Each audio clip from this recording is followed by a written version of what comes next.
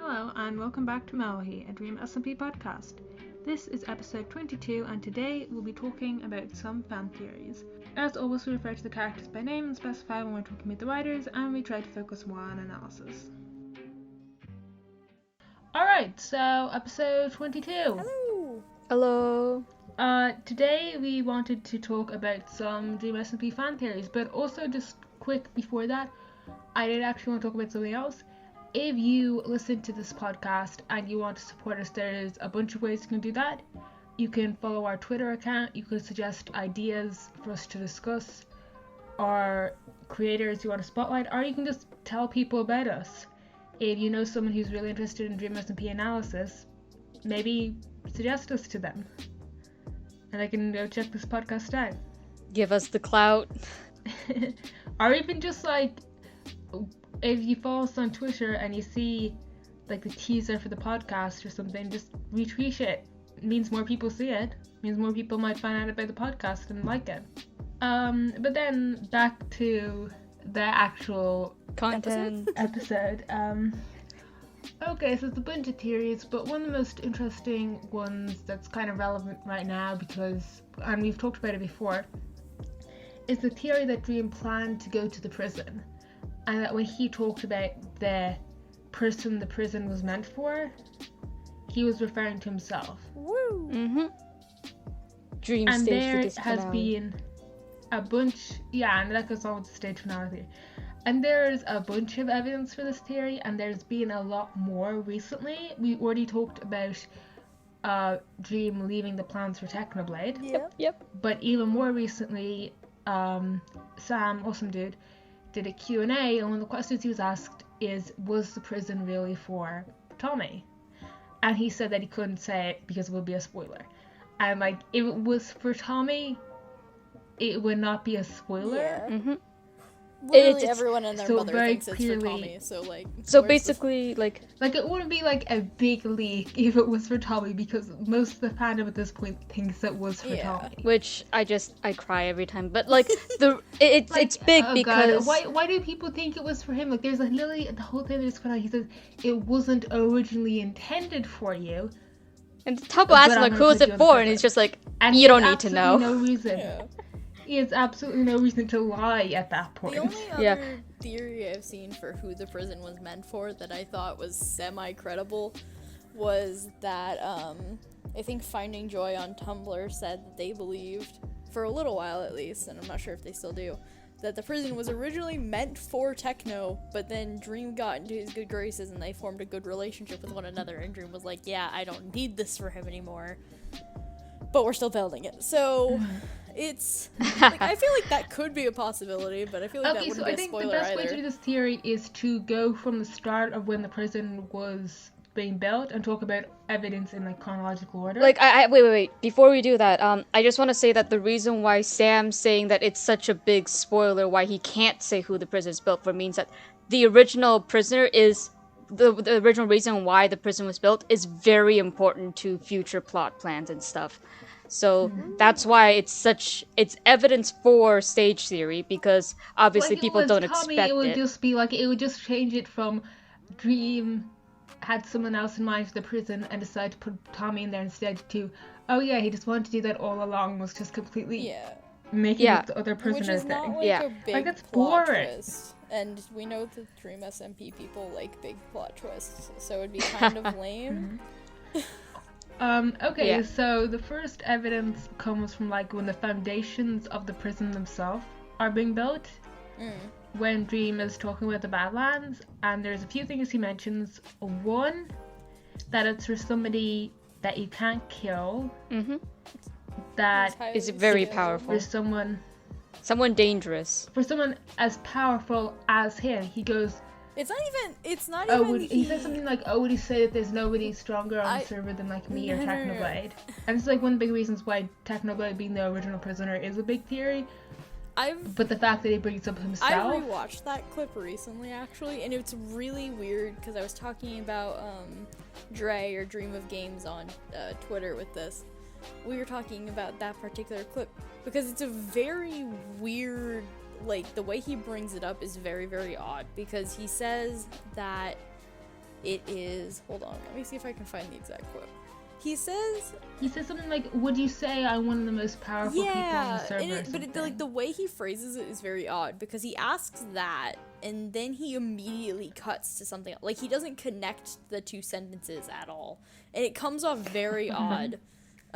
He's a terrible and liar. There's one final point from that stream is that he mentions the Revive book, and he just says that it's a book he got from Shat. That's the reason he allied with Manberg. And that it's very dangerous. That when the prison is built, he'll reveal it. He might have to reveal it to the others. There's some connection and that it's between the prison and the book. And that if he reveals it to other, it'll put him in danger. And obviously this all fits with what actually happened in the disc finale. They wanted to get rid of someone powerful, but they couldn't kill them. He had to reveal the nature of the Revive book. It lines up with quite well with what he said about the intended prisoner. Well, and then he ended up being tortured because of the Revive book. Oh, okay, wait, I found the quote. So he does say something like that. He goes, his exact wording is, "There's certain people who just don't, who either are now a threat or in the future will be one, you know. There's certain people like, I'd say I'm probably one of the more powerful people on the server. Would you say that's true?" Bad says yes, and then Dream goes, "There's certain people who may do bad things that might end up, that could potentially be powerful, you know?" So it's like a weird connection. Like, he brings himself up as an example, but he also doesn't at the same time. Like, it's weird. He uses himself as an example, which is very odd.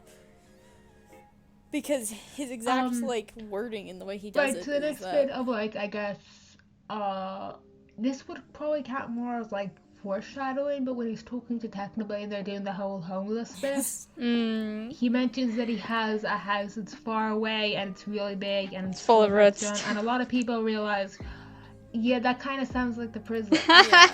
What's up with that? Yeah. And they bring it up in the prison again. It's like, hey, you're not homeless anymore. Oh yeah, I have a home now. Okay, so then to keep talking about this, we do need to talk about the stage finale theory, because the next thing that really happens is Dream and Punz talk, and they have a plan that they will pretend to have a falling out, and Punz will he's betrayed Dream, and he also says stuff about having to go away for a while after doing bad things.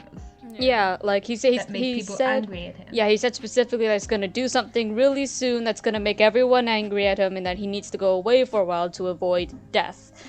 And it's kind of vague, because a lot of people interpret that as meaning after Doomsday, where he went away for a bit.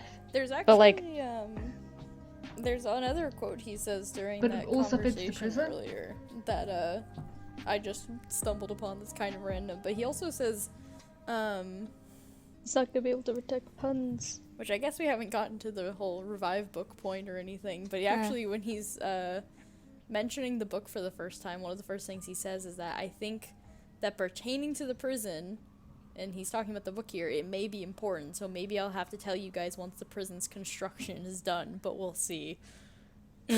Which is also an interesting thing.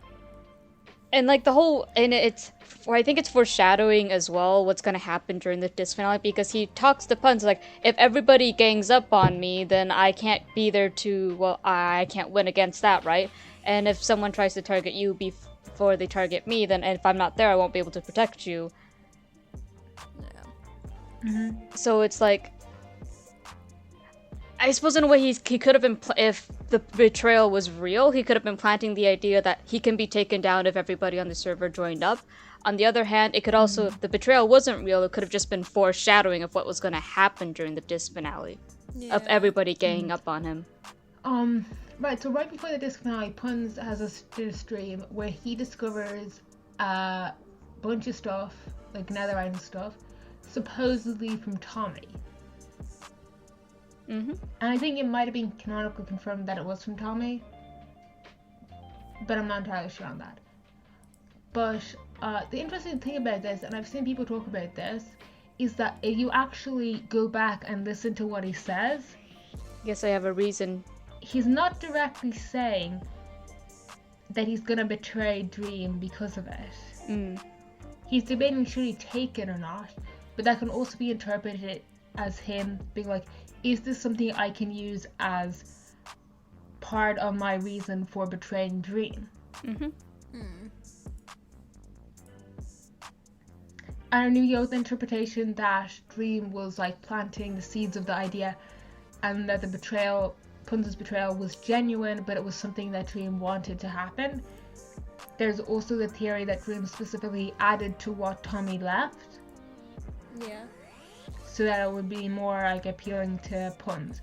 Because here's the interesting thing about the whole "you should have paid me more" thing. Dream offered to pay Punz more beforehand. Like, that is something that he did. The setup for... If it was purely about the money, then that line doesn't make sense. Plus the But setup it sounds for that whole it sounds cool. situation is real interesting, because we know that, like, Dream is rich as heck on the server, right? Like, he paid Sam like a full stack of diamond blocks. Two full stacks of diamond blocks for the prison. Not to mention whatever he normally paid Punz was at least a couple diamond blocks in general. Tommy, on the other hand, is broke as fuck. Like, I know he has some like diamonds and stuff stored away, but the interesting thing is that I don't even think we see him plant that there either. Like, nope. I don't even know if he's actually like mentioned it in character. He has after. once. He said something about a note. He during the Disc Vault finale, when Punz and the others show up, he actually mentions, like, he briefly makes a comment saying it worked, or something like that. It worked. You got my note. Something like that. So, like, he did do something to reach out to Punz. But honestly, the fact that he had all of those diamonds and gold and everything that he gave Punz comes off kind of weird, because we know that Tommy, for one, doesn't have a lot. And for two... He was also grinding for his own armor and stuff. Yeah. For fighting Dream. And, like, yeah, he was grinding for things. But we also know that, like, when... And this is sort of out of character. We know that a lot of the time when he gets armor and stuff like that for... Like, when he was getting armor and stuff for that... He wasn't doing it himself. He was getting... he had Techno and Rambo helping him get materials and enchant his gear. So, like, out of character, we know that just, like, as a Minecraft character, Tommy's broke as hell. So unless someone offered them up for it, for, like, an out-of-character thing, then, just for, like, plot reasons, then that's, like, a possibility. But in canon... Tommy's as broke as his Minecraft character is. So he doesn't have that kind of money. So he had to have gotten it from somewhere, unless you're telling me that in that one evening he went and got a bunch of stuff. Stage finale theory. Other people pointed this out, and I don't actually remember all the points to this, but the disc confrontation itself is very out of character for Dream. He's like, even down to the location, like, his previous spaces were all quite small and compact, while the vault is that's like the attachment vault is like this huge grand thing with so much wasted space. It's I think, like, the reason why it's just, there's a ton of inconsistencies in it. Like, why is there a nether portal right there? Why is it right beside where the discs are? Why are there ender chests everywhere? Why does the Skeppy cage exist when he already just commissioned, like, this huge inescapable prison? Yeah, it's... Like, do you think a 2-block hole with, like, some iron bars in front of it is gonna hold Skeppy? Yeah, it's, Are you really gonna use that? It's like a setup for a bet. You can just tell. It's literally a setup for a joke. I'm like 100% serious. He was laughing when he showed them the Skeppy cage. But no, it's like... It's not that the vault didn't have effort put into it, because a lot of effort was put into it. But the attachment vault, it was like, all the effort was put into the wrong places. All the effort was put into it to make it look super big and super fancy and at bedrock level.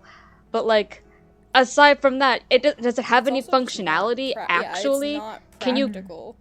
Can you keep the items there? Like, the moment someone finds out where the location is, they can just go in and grab all their stuff, no problem. Yeah. And also, like, the nether portal. The nether portal. Anyone could stumble upon it. It's not even blocked off. Yeah. Why is there Like, another portal hiding there? things on the server can work, right? Like, Dream's fairly good at hiding things, especially since he doesn't stream. No one's gonna know where. If he goes out that far, no one's gonna know it's there. But it's also just like, the setup for the disc finale is kind of weird because he's not usually the one to like make a big Initiate showy it. Yeah, he's usually not the one to start conflicts challenge? either.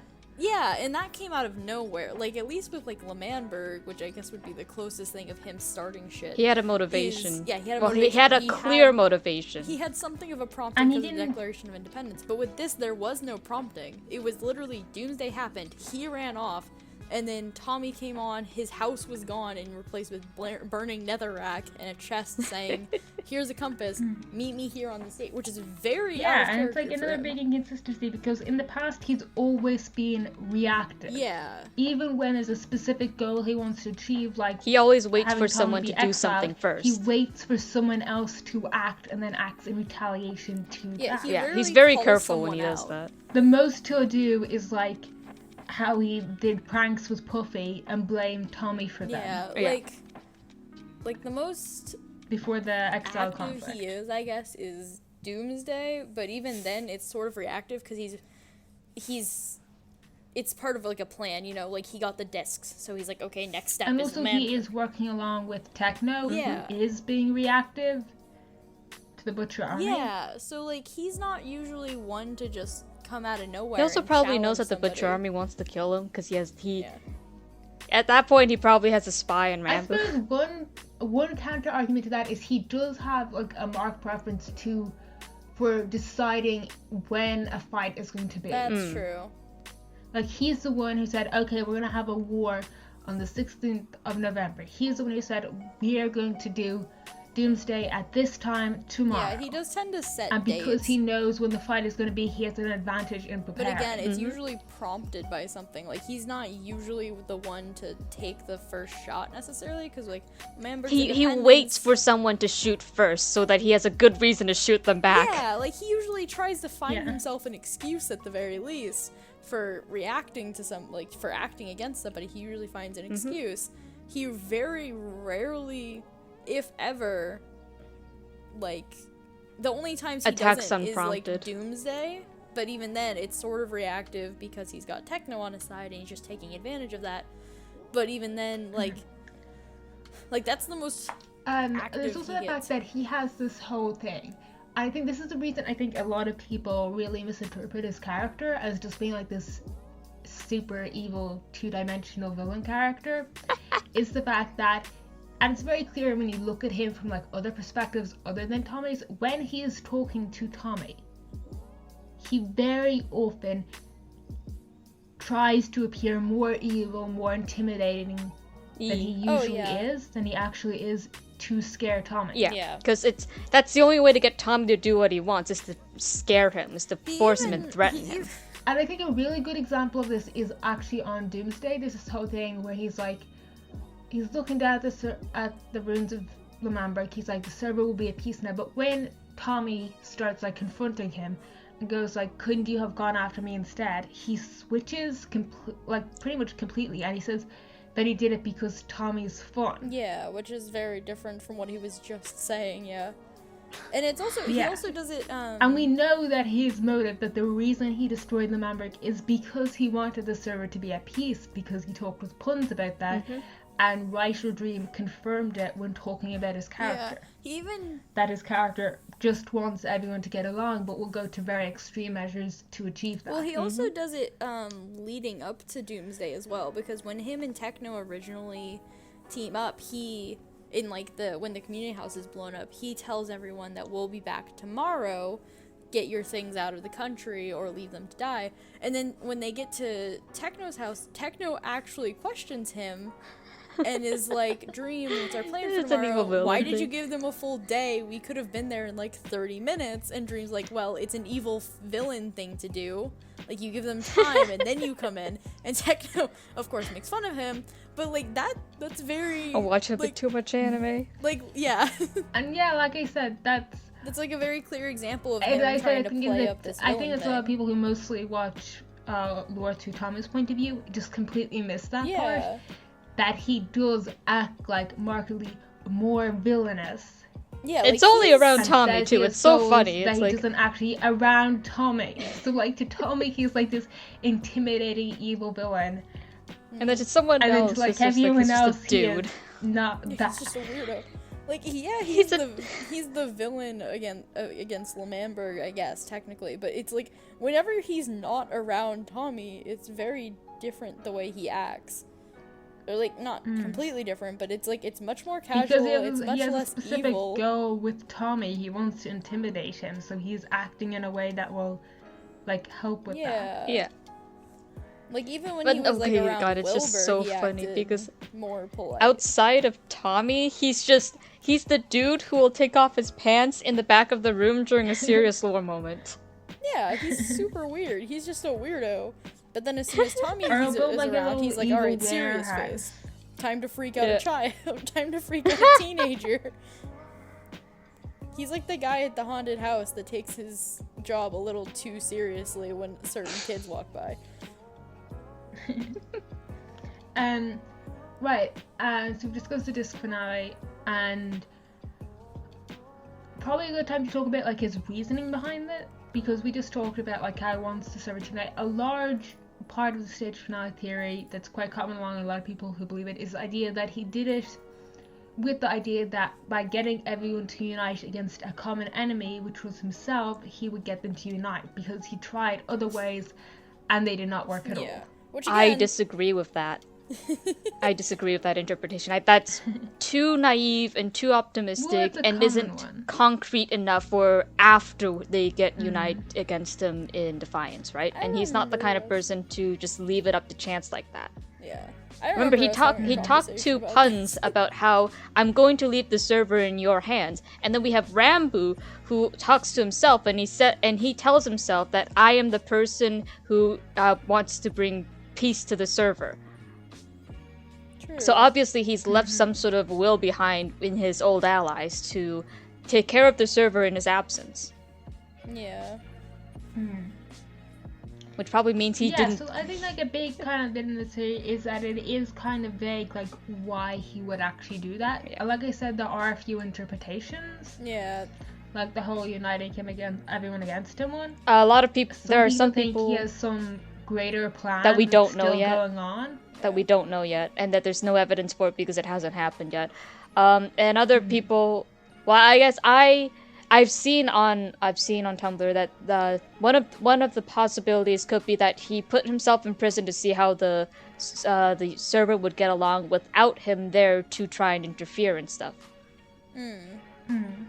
Which I think is a decent possibility, or it could be just a combination of everything all together at once. I just Right? realized that explanation is just him being like, well, maybe I have some control freak issues. So what if I just lock myself away where I can't interfere and we see what happens?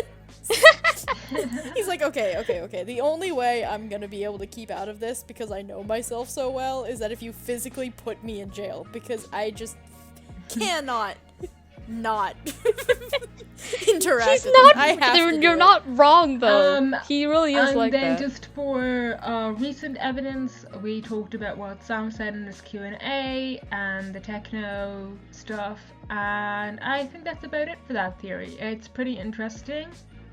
It sort of recontextualizes a lot of stuff that happened at the end of season 2.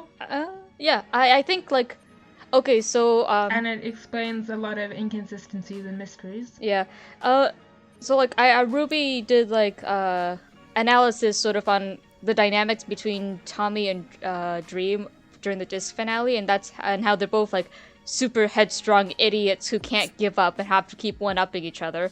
Accurate. And if according to but according to the disc finale, that would mean whatever goal or like plan or end thing he had for putting himself away, it was important enough that he was willing to let go of his need to win and give Tommy that victory over him. And it's a concrete victory too, because not only does Tommy have both discs back, but now Dream's in prison and he can never, quote unquote, never get out again and hurt him again and take the discs back, right? Yeah. The disc war is, So he's- like, for all intents and purposes, fully over. Like, I Yeah. doubt that's gonna come back, because I think Tommy's grown enough to It'd be leave really behind. funny if in like 5 months there's like someone new on the server who just like steals them for like the laughs and just throws them in lava. That would be And hilarious. it's just like never mentioned in lore again. I would love to see that. I would love to see that. Those discs have caused so many problems, and they're just stupid items you can get. I know they're kind of annoying to get, but god dang it, Tommy. It's for Tommy, it's not really the discs sentimental themselves, but value. it's the fact that they represent victory over Dream to him. Yeah, like I remember I actually think I made a post about it right before the disc competition, because I did see a lot of people saying like, oh, he should just give it up, they're not worth it. But I was like, is it really that though? Because they're not just discs, they are symbolic. Yeah. Mm-hmm. If he gives up on getting it, he is like admitting defeat. Yeah, that's exactly it. And Tommy can't lose. He doesn't want to lose. He's not willing to lose. So he'll do anything to win, even if it means like pissing off this person in charge of the server for clout. True. Okay, so we spent like 30 minutes or something talking about that one the theory. deserves. So let's try to be a bit quicker with the other ones. Alright, so what are the other theories we got? Red Velvet is Theory the that Red Ender Walking Velvet. Ranbu is willingly working with Dream. Oh. I have had this theory in some form since the end of December. I am fairly sure I am the first person who thought of it, and I will have that forever because I like being right about I things. feel like Mood. So basically the entire reason I even came up with this idea, and originally it wasn't that they were already working together. Because at that time, there were a bunch of theories that Ranbu was going to be revealed to have been to give the stuff back to Techno, and the Butcher Army would turn on him, and he would be rescued by Techno and Phil. Or like he would go and live with them, which he ended up doing anyway. true. But my theory was instead, so like a few days before the festival, when Ranbu was setting up the decorations and stuff, he had this thing where I think he wrote in his memory book about how he wants people to get along. And I was like, you know who that sounds like? You know who that sounds like? That sounds like Dream. That sounds like his motive. These characters have very similar motives. So I was like, what if the whole thing and the festival happens and people get like Ranbu's revealed to be a traitor, but instead of it being Techno who helps him out, it's Dream who's already like shown he's being against Neil Manberg and their executions. So what if Dream helps him out and becomes friends with Dream and works with him because they have a goal in common? So not exactly what happened, but something And that then seems likely. the whole voice thing happened. And I was like, no, it wasn't even that. It was like, first it was the book going missing.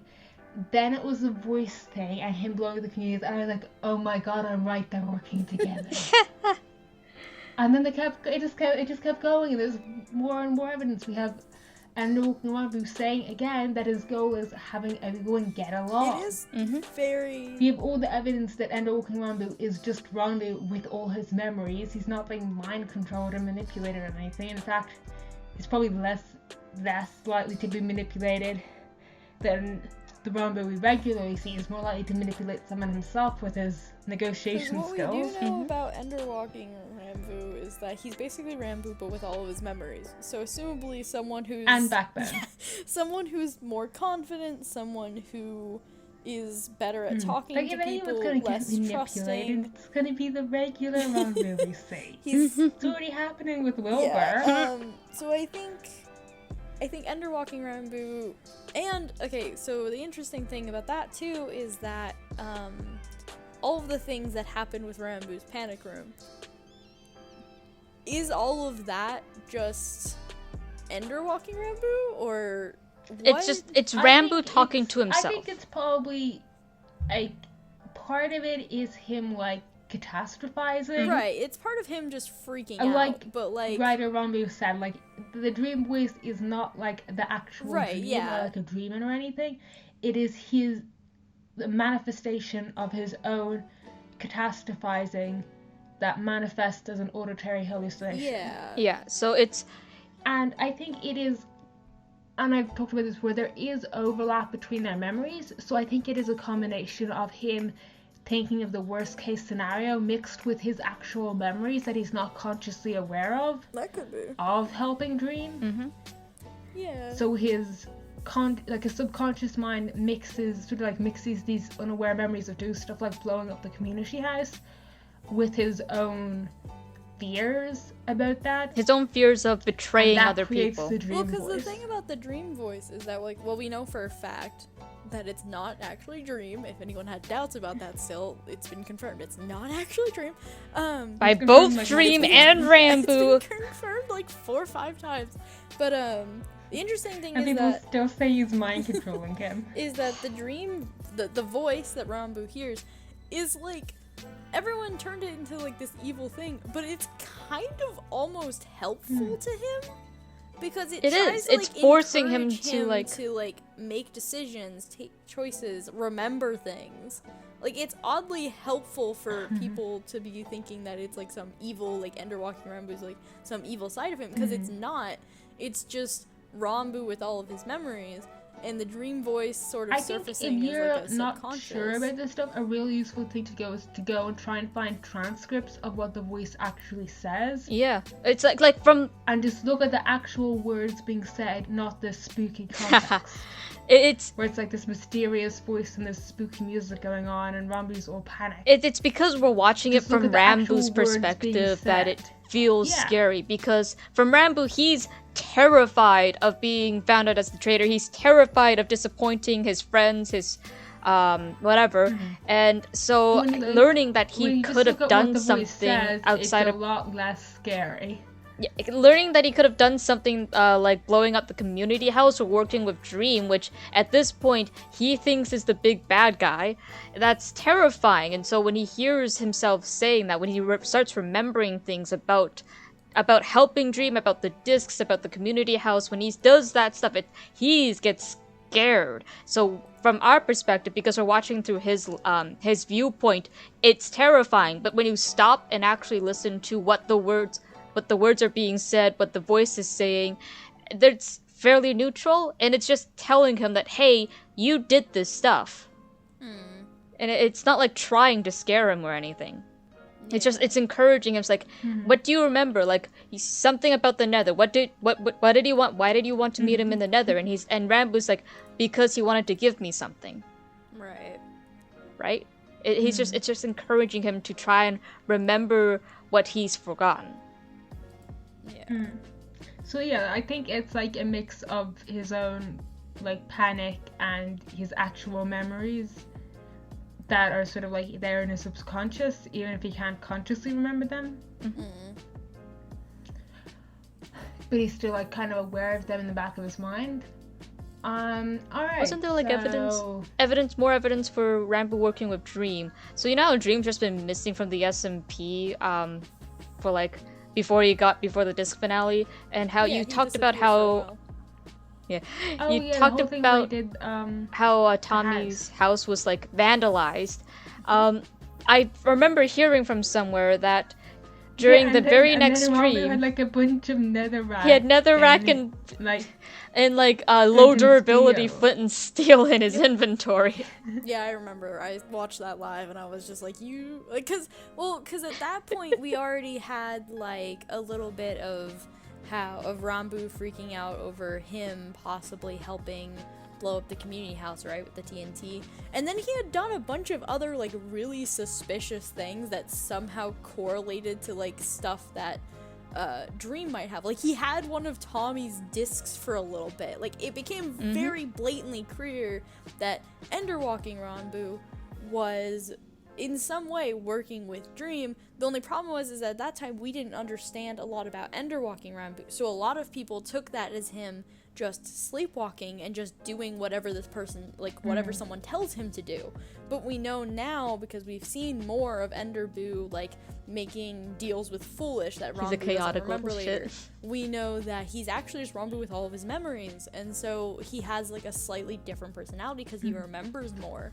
And so it's like, so it became very, very clear, at least to me, that it's like, it's 100% that Rambu's working in a dream and he has all his if you're just memories. looking at it on the surface level, it's really easy to think something is one way, but when you actually look into it and are looking at the facts and the more obscure stuff, it becomes very obvious that what most people think is not right at all. And it's the same with like a bunch of other things, like Grimm's character. Oh, for sure. Yeah. Where like if you actually like know the lore, you know that his character is very different from how a lot of the fandom portrays him.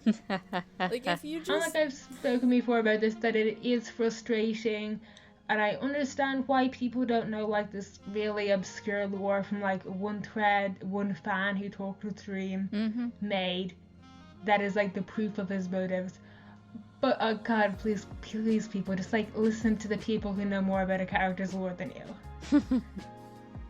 If they say, this happened, this is canon, here's a link to the proof of that, please just accept that as canon and do not try and come up with it's semi-canon. Oh, yeah. Don't, it was like, just a bit. God, I hate it when people That's call... thing, like the just a bit excuse. Like, I hate that. I hate okay, that like- so much.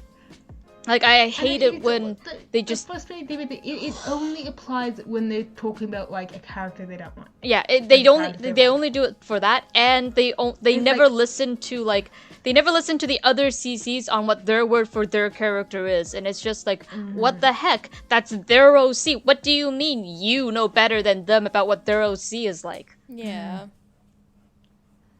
It's It's And also, frustrating. Like, it's kind of annoying because I think I might have actually introduced those terms, but the idea of like heavy and light canon. Because originally I used that to describe stuff where something is like canon. If it happened, it's canon, it has an impact on the story, but it's not treated with the full seriousness it should be. Like, for instance, the whole thing where Tommy tortures Fundy. Yeah, it had an impact on the story. It's how he and Tekno knew when the festival was going to be held. But Fundy has never brought it up. If he brought it up, it would immediately become heavy lore. Because a big part of what differentiates light and heavy lore is literally just if the characters are affected by it. But then I see people the calling characters are stuff like the traumatized Prison by it. Cat light lore, like not serious lore, when like no, that was brought up multiple times. It had a serious impact on the characters and the story. Like, what are you on? You can't just say something's not canon because you didn't like it. Like, I'm sorry. That's it exactly. Like I'm sorry you can't accept that your favorite character can do bad stuff sometimes. I like character Dream. he's a shit. I'm very good at accepting that. No, that's it exactly. You can't just say this doesn't exist because you don't like it. That's have fun with your AUs. Have fun with your actually with people who head like canons, and I like use that word lightly. Oh, this bit is canon because like it's Lamanberg, or it's like Fundy being his son. Because all those started out as bits, and then it's something like, oh yeah, he said this thing to Tommy that was kind of mean, and it's like, oh, but it was just a bit, not serious. It's not like Wilbur was playing a character from basically the moment he got onto the server. Yeah. It's And, just like there's definitely some things that everything are, is canon until someone explicitly says otherwise. Yeah. That's the thing.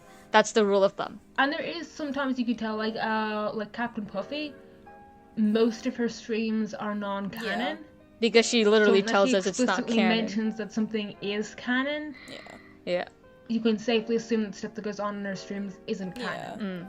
But with most of them, especially people from earlier on who were involved in a lot of the early like lore, like Lamanberg and stuff, you have to take it as everything that happens is canon, unless it's stated not to be. Yeah, and like with those like lighter lore things that people say are like, oh well, it's just a bit, so I don't need to care about it, or that it's like not canon. It's like, How those do you things are think fucking How do you think the canon. big arc started in the first place? Yeah, like Guys, I'm sorry, Lamanberg is now not canon. I'm sorry Nothing related that to the Lamanberg Discord actually isn't happened canon. in Okay, the but, like, lore. It started as a bit. like one example that I can come up with is that there's a moment early on in Lamanberg, I think around election arc, where Wilbur makes Tommy eat rotten flesh, and there's like this whole bit about it, and it's like, and Just because it was a joke doesn't mean it's canon to the characters. Right, well, basically. so the thing is, though, is that, like,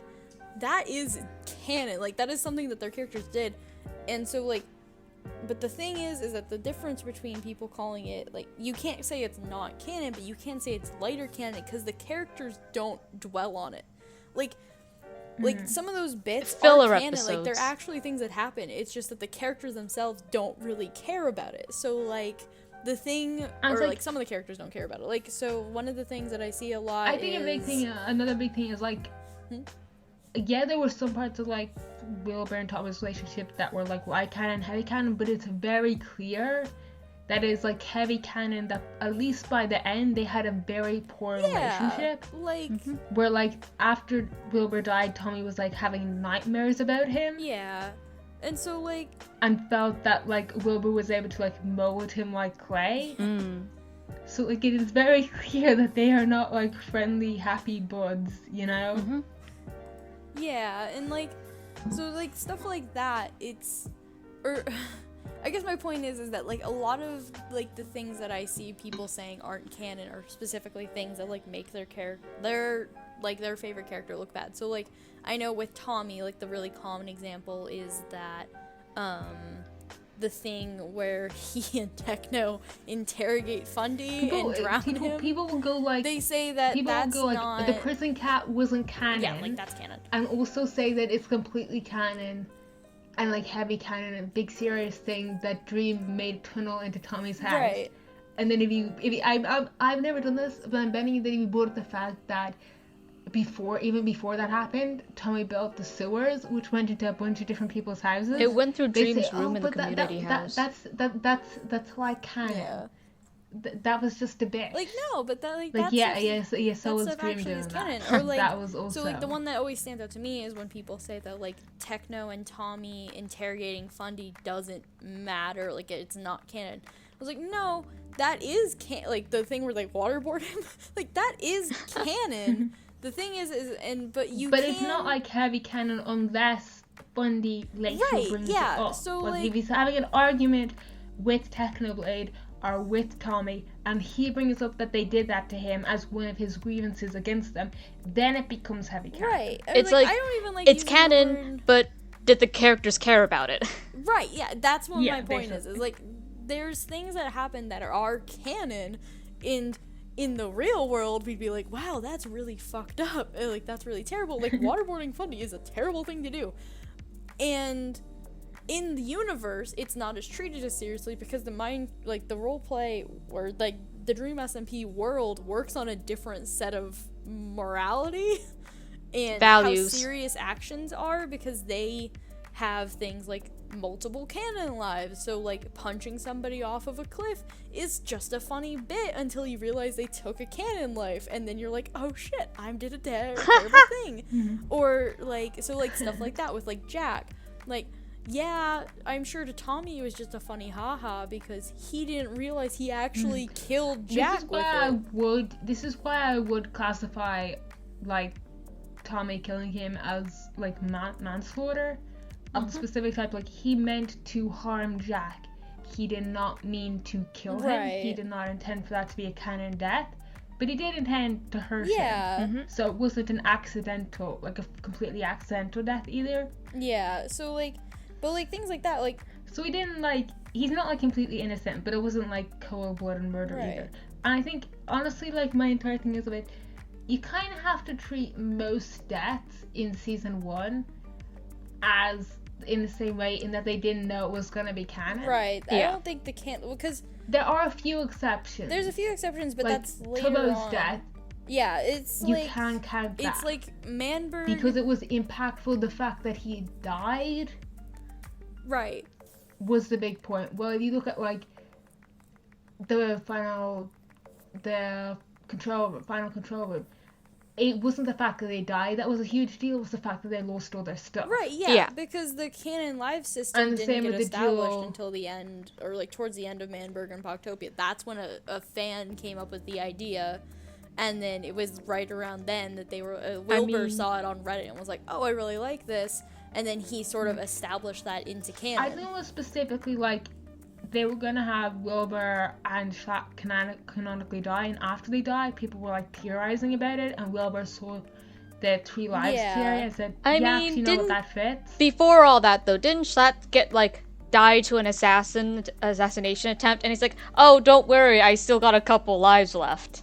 Yeah, like, it's all around that Manberg Proctopia thing. So, like, anything with, like, the original Manberg Revolution with, like, the duel or the final control room. And there's also the fact they that didn't know those were permanent. Tubbo's execution was treated very seriously. Yeah. So the fact that there was, like, this whole thing, and I was just coming to the fandom right now, so I was kind of confused by the fact, like, did he die or not? Yeah. Because people will be like, AU, where he actually died, AU, where he's, like, just severely injured, AU, where he's in a coma. Yeah. Because people weren't quite sure how to interpret him dying and that being a big deal, but also, you know, still being I'm around. pretty sure, like, the 3 canon life system, like, came around, like, right after Tubbo's execution because it was treated very seriously, but then he was still around afterwards, and then people were like, well, wait, what if we said, like, this, and then we had Wilbur die, like, right after that with his, like, final death, and people were like, oh, well, what if the explanation is this? I just know that, like, Wilbur was still, like, a writer, like, one of, like, the main writers at the time when it got established. I just can't remember who, like, when exactly that happened. Anyways, new theories, guys? Soup nap. The whole thing about Tubbo being Dream the Spy. Oh, I like that one. That's a That cool one's one. interesting. I don't know if I actually know that. So basically, this theory proposes that instead of Rambo being the spy feeding Dream information, and part of this is actually based on, like, meta stuff, on Because Rambo couldn't have Rambo actually not told really him about coming up with the idea that early. Yeah, Rambo didn't come up There's with that evidence idea that he until just- later on. He didn't have that idea at that point, before talking about its execution, where we knew that Dream had a spy in the Manberg. So this theory goes Like, that let's be honest though, it wasn't that hard to Tubbo figure out was that feeling pressured Techno was gonna get by hunted down by them, considering all yeah, the but he wanted did posters. specifically mention a spy rather than I have noticed this thing. He specifically says, I have a spy, I know they're gonna do this. He Here's could have some just help." been And presumably he mysterious also though. knows He when. likes doing that. It's like he could have just said I have a Okay, but yeah, the spy to theory be for the motion cool and between in the this shadows. is that Tubbo was feeling pressured by the other members of his cabinet into, like, the Butcher Army and Yeah, everything. he didn't really want to do it. It felt like they didn't, like, respect him or anything. And he was also getting more friendly with Dream around that time. So the idea is he fed Dream information from L'Manberg so that he couldn't stand up himself against the Butcher Army, right? Because they would just talk him out of it. They would just, like, compare him to Slash and just, like, completely walk all over him. So he instead goes to Dream and tells him so Dream can warn Techno, because he knows that those two, like They're buddies. kind of friends at this point. He knows that they get along at least. It's an interesting... So he goes to Dream and he tells him about the Butcher Army and the plan for the execution and everything. And then Dream's like, cool. And goes to Techno to tell him about it and give him the map to get the totem. The only problem I see with that, though, is that, like, during the execution, Tubbo's the one who tells Quackity to pull the lever that gets that kills Techno, and the only reason he lived is because he kept the totem, and I don't think there's any way Tubbo would have known that he had that on him, because like, Tubbo definitely didn't want to go after Techno. He didn't want the Butcher's armor to be a thing. Oh, this Alternatively, plan happening. Tubbo was getting super stressed out and goes to, like, this bar to de-stress, and he drunkenly spills the Dream everything that they're planning to do. Okay, but the interesting part of this theory that's, like, way less likely to actually be canon, but also is just, like, really interesting to think about, is that wasn't the end of it. It wasn't just in New L'Manberg, that there was some kind of contact between Dream and Tubbo even after that. And that Tubbo might have continued to give him information about, like, what Tommy was up to and everything. And I don't know if that people who come up with this theory, I can't remember who came up with it, I don't know what their ideas for, like, his motive would be. I suppose the way I might think of it is something like he has like a deal with Dream that if he gives him information, he won't kill Tommy. Yeah. Something like that. Like a deal, like, you, as long as you keep him alive, as long as you don't significantly hurt him, I will give you the information. You can defeat him, you can put him in prison, whatever, as long as he doesn't die. Because Tubbo seems like the kind of pragmatic character who would be willing to make a deal like that. Right. It's definitely an interesting theory, and I think at least knowing that Rambo didn't become sort of Dream's spy until later, when Dream sees his takes his book, one of his excuses that he took his book, and then gives it back to him, and then we know Enderby was like working with him. It's like, so I feel like that's a very interesting theory. I don't know how much it holds up now, but interesting. I mean, like, Rambo gave Dream his book. Did he? Well, that's what the voice said. Yeah. Did the voice? How did he get the book in the first place? Because you gave it to him. Sorry, I just remember that that stream where Rambo's trying to find it, and he's like panicking and running back and forth between all of his chests trying to find the one book, and then he gets back and it's in a chest that he had already checked. And he wasn't sure where it came from, but he's like, oh, I guess I just missed it. But he was like freaking out for an entire stream, and it was purely, I remember, like, out of character, it was purely because he accidentally left it somewhere. And so I don't know, I just remember that turned into a thing. He turned it into lore. Yeah, he turned it into lore, but it was like there was a moment I think that the earliest we can pin there definitely being a connection between Dream and Roma's character is that point that I noticed a few days before the festival, where he talks about their goals being similar. Like, he talks about his goals and they're very similar to Dream's. And that, I think, is the earliest point Wait a minute. that we can pinpoint. We forgot, like, one of the biggest pieces of evidence for, like, both of these theories is that after the disc finale, Rambo goes back to the final disc vault and he recites Dream's word for word, even though he wasn't there when he gave it. Left, but there is a theory about this, and it is called the rehearsal theory. No, this isn't a theory. This is just a stupid headcanon that has a very good likelihood of being true. In front of Enderville to make sure he got it right during the disc confrontation. He gives Rambo a blonde wig and a red t-shirt and goes like, "Is this villainous enough?" Do I need to be a bit more evil? Should I go like crazy or should I go menacing? Yeah. I'm sorry, I just love that idea so much. The rehearsal theory is great. It's one of those things that just, like, it is kind of wacky, but it's just plausible enough that you're like... It fits with how over-prepared he is, okay? That could be canon. It could be canon! Anyways, like, I think another big thing we missed during the whole Dream and Rambo working together is that the entire disc finale, Dream and Rambo are staring at each other, and Rambo's the only one who has a book out with his quill. Yeah.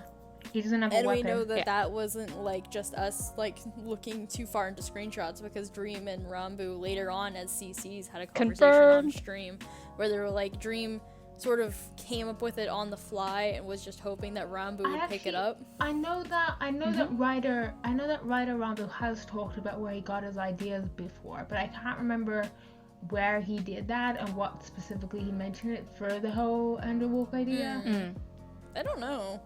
So I might try and look that up and maybe for the next episode. Yeah, that'd be good to know. Anyways, theories that we didn't get to. Soup nap. Velvet egg. Well, we know Soup Nap's not canon. The idea that time works differently for different characters, and that's why the timeline can be so confusing. Tommy is just constantly 2 years ahead of everyone else because he runs on 2x time. That's not even a theory. That's more just like a headcanon-y explanation. Sorry guys. He's not a teenager anymore. He's like 19 at this point. You can't use a child excuse anymore. He runs like Listen, 2 times. Wilbur wanted him to be like early 20s, alright? Like, oh yeah, it's hard to use the minor excuse all the time. Is just the idea that being the son of an immortal He just can't tell he just ages. can't tell ages. He's age blind. That's a funny Like, it's one like for him, face to be blind fair. except for ages, where he's like, is that person a teenager or are they in their 20s? No, it's literally true. Because like he's asking how old everyone is after he got out of He limbo, doesn't and even know he's how old for him he it's been is. 13 years, but like Tommy hasn't changed at all in that Oh, time, and he yeah, just but looks at him and goes like, "Are you 20 now? Yeah, Are you he 30?" asks him, which is really funny. And I think that's a good point to end this episode on. Yeah. Oh yeah, Bye. yeah, I suppose that is a good point to end this episode on. Bye! Farewell. Bye. Well, thanks for listening to the 22nd episode of Mellohi, and we hope you enjoyed it. If there's any topic you'd like to hear us discuss, feel free to leave a comment or find us on Twitter at Mellohi Podcast, where you can also ask us questions or just get updates about new episodes. See you next time!